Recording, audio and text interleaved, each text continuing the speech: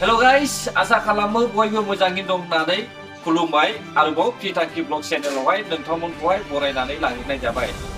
लोगोफोर आरोबाव आङो गोदान मोनसे भिडिअ लानानै फैबावबाय, नोंसोरो भिडिअखौ जोबजासे नायलांब्लानो जाबाय। लोगोफोर थांनाय बोसोरनि बायदिनो देग्लायनि बोसोरावबो जोंनि चिरां जिल्लानि सिङाव थानाय मोनाबिलि पिकनिक स्पटआ नैबे दाननि नभेम्बर दाननि 26 अक्ट'निफ्राय स्टार्ट जासिगोन होननानै जोङो नुनो मोनदों लोगोफोर।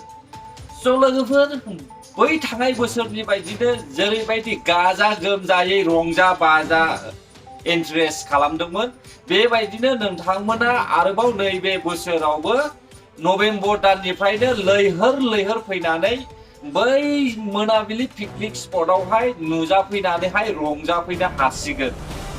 बेयावहाय नोंथांमोना बेल' नङा, बेजों लोगोसे बर' हारिनि गेजेराव मुंदांखा एक्ट्रेस हेलेना सिस्टाराबो बेयावहाय नुजाफैगोन होननानै जोङो खोनानो मोनदों। आरो लोगोसे सिंगार आरो बेजों लोगोसे गोबां लकेल आर्टिस्टफोरबो फैनायनि बेयावहाय सम्भावना दं होननानैहाय जोङो मिथिनो मोनदों। सासे बिराज मुसाहारि सिंगाराबो बेयावहाय फैगोन।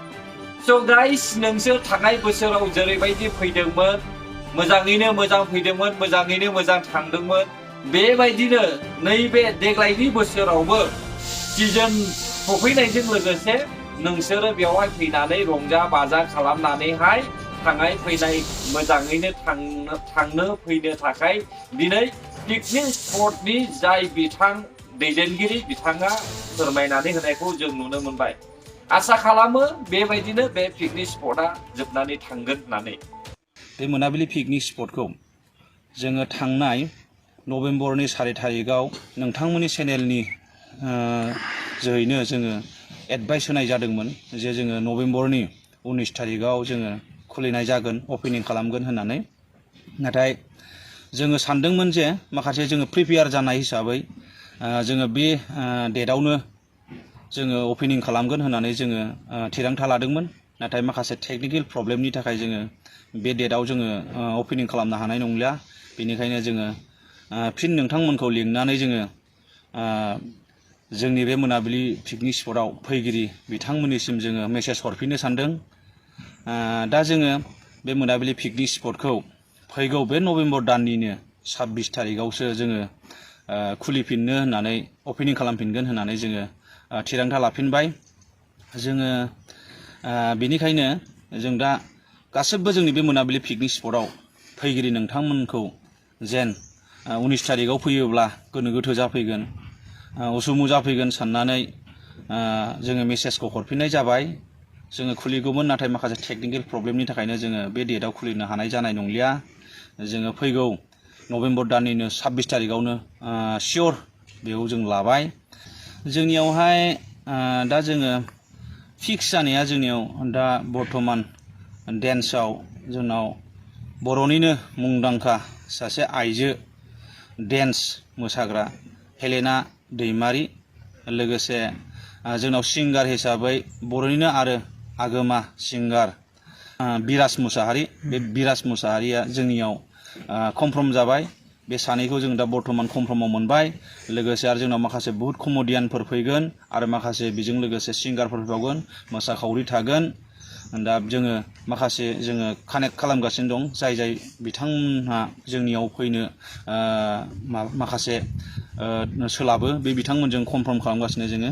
नाथाय जोङो दा माखासेखौ जों बुंथ'नो हानाय नङा, बे सानैया कनफार्म जाबाय आरो। भुटाननिफ्राय बुंनो थाङोब्ला जोंनाव दा मोनसे भुटान इन्डिया फ्रेन्डशिप दङ। दा भुटान इन्डिया बे फ्रेन्डशिपनि गेजेराव जोङो मोनसे बिपानि जोंनावहाय प्रेसिडेन्ट फैगोन, लोगोसे आरो बे बिपानिनो मेम्बारफोर फैगोन आरो गोबां मोजां बिथांमोनजों फैफागोन। जों बिथांमोनखौ हांख्राय हरदों, बिथांमोना जोंनो खोथा होदों जोंनि बे मोनाबिलि पिकनिक स्पटआव नुजाफैगोन आरो जोंजों बाहागो लाफैगोन होननानै। माखासे जोङो बिथांमोननिफ्राय हांख्रायदों जे बिथांमोननि दुप्पाफोरनि बा आरो नेपालिफोरनि बे कालचारखौ जेन जोंनि बे मोनाबिलि पिकनिक स्पटआव देखायफैनांगौ होननानै जोङो हांख्रायदों। बिथांमोना खोथा होदों जों थांगोन होननानै। दा बेखौ लानानै जोङो फोथायनाय दं, जों कनफिडेन्स दं बिथांमोना जोंनियाव निस्सय बाहागो लाफैगोन होननानै। गिबियावनो आङो दिनैनि बे मिडियानि गेजेरजों फंनैसो मोनाबिलिनि पिकनिक स्पटनि मेम्बार हिसाबै आङो जोंनि गासैबो बिटिआर रायजो राजाफोरनि सिगाङाव मेसेज हरनो सानदों। दा जोंना फैगौ बे नभेम्बरनिनो 26 तारिखआव जि जोंनि मोनाबिलि अपेनिं सेरेमनि जागोन, बेयाव जायफ्रा बिथांमोना फैगोन बेयावहाय आङो मोननैसो खावलायनो थाखाय सानदों। दा फैनाय समावहाय जाहाथे जोङो मोजाङै फैयो, गारिखौ सालायनानैहाय जोंनि गोबां बाइक सालायनानै फैगोन, बेफोरावहाय जाहाथे बांद्राय स्पिडै फैयालासे आस्थियै गारिखौ सालायनानै जाहाथे फैयो। आरो खबब्रै गारि जि गारिजों फैगोन बिथांमोनाबो जाहाथे मोजाङै सालायनानै फैयो, जाहाथे आस्थे सालायबाबो जेराव थांनांगौ बेयाव सहैखायो। बेनिखायनो आङो जाहाथे रावबो न'निफ्राय फैनाय समावहाय माबा मोनसे खैफोद आदां जायालासिनो जाहाथे मोजां सफैयो आरो फैनानै जे प्रग्रामावहाय मोजाङै लोगो लानानै जाफुंसार होयो आरो थांनायाव जेरै फैदों बेबायदिनो न'आवबो मोजाङै सहैयो, जों बेखौ हास्थायो जोंनि कमिटिनिफ्राय आरो जों लुबैयो। बेनिखायनो आं गासैबो बिटिआर रायजो राजाफोरनि थाखाय आं खावलायहरनाय, जाहाथे मोजां फैनानै मोजां सहैयो बेखौनो आं खावलायदों। जाहाथे गोदाव सोराव बेबायदि खालामालासे डिसिप्लिन हिसाबै मोजाङै जाहाथे फैनानैहाय बे जि जोंनि बे प्रग्राम अपेनिं सेरेमनि बेवहाय बाहागो लाफैयो, आं बेखौनो खावलायनाय जाबाय। मोनाबिलि पिकनिक स्पट, समायना रमायना बाला अन्थाइ आरो स्राय स्राय बोहैनाय दै।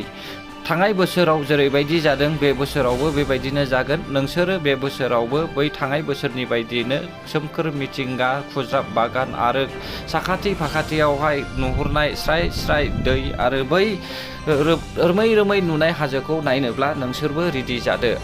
बोहैथि दाननिनो 22 अक्ट' खालि बे पिकनिक स्पटखौहाय खुलिनानै होसिगोन होननानै मोनाबिलि पिकनिक स्पटनि आफादगिरि आरो नेहाथारि बिथांमोना फोरमायनायखौहाय जोङो नुदों। स' लोगोफोर, जुदि नोंसोरो नैबे मोनाबिलि पिकनिक स्पटनि सोमोन्दै एडभान्स माबाफोर डिटेल्स मिथिनो हास्थायोब्ला बे मबाइलावहाय होखानाय कन्टेक्ट नाम्बार 6000923809 आरो नेहाथारिनि नाम्बार 7896388573 नैबे नाम्बारावहाय नोंसोरो कन्टेक्ट खालामनानै सोंनो हागोन। स' अब्लालाय मानोथो जोङो नायनानै थाबावनो, नोंसोरबो रेडि जादो बे पिकनिक स्पटआवहाय फैनोहाय। ना मा बुङो लोगोफोर?